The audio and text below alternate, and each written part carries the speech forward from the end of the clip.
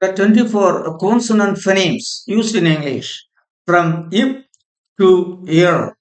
Here we have to learn the name of the phoneme this and the symbol used to represent it.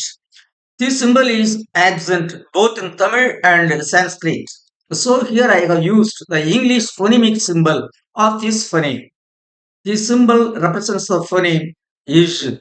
The name of this phoneme is ish. It is a voiced consonant phoneme. Consonant phonemes would appear in a syllable only at the beginning of the syllable or at the end of the syllable. Beginning of the syllable. C A S U A L. Ik, ka, ij, ua, zua, il, casual. At the end of the syllable, Leisure. Il, la, ij, lej, leisure. Measure. Im, ma, ij, measure, measure. Pleasure.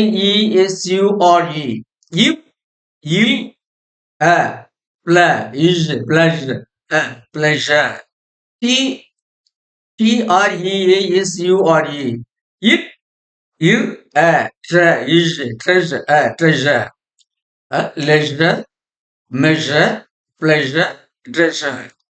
Generally, letters SU followed by AL or RE represent this phoneme.